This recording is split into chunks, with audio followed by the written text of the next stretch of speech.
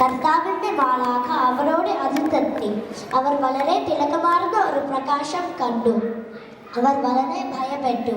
മാലാഖ അവരോട് പറഞ്ഞു, ഭയപ്പെടേണ്ട, ഇതാ സകല ജനത്തിനും വേണ്ടിയുള്ള സന്തോഷത്തിന്റെ സുവാർത്ത ഞാൻ നിങ്ങളെ അറിയിക്കുന്നു. ദാവീദിന്റെ പട്ടണത്തിൽ ദൈവത്തിന്റെ മകൻ യേശു ഇന്ന് ജനിച്ചിരിക്കുന്നു. ഇതായിരിക്കും നിങ്ങൾക്കുള്ള അടയാളം. പിള്ളക്കച്ചകൾ കൊണ്ട് പൊതിഞ്ഞ പുൽത്തൊട്ടിയിൽ കിടത്തിയിരിക്കുന്ന ശിശുവിനെ നിങ്ങൾ കാണും. പെട്ടെന്ന് സ്വർഗീയ സൈന്യത്തിന്റെ ഒരു വ്യൂഹം ആ മാലാഖയോട് കൂടെ പ്രത്യക്ഷപ്പെട്ട് ദൈവത്തെ സ്തുതിച്ചുകൊണ്ട് പറഞ്ഞു, അത്യുന്നതങ്ങളിൽ ദൈവത്തിന്റെ മഹത്വം, ഭൂമിയിൽ ദൈവകൃപ ലഭിച്ചവർക്ക് സമാധാനം. ആട്ടിടയന്മാർ സന്തോഷത്തോടെ ഉണ്ണി യേശുവിനെ കാണാൻ ബത്ലഹേമിലേക്ക് പോയി.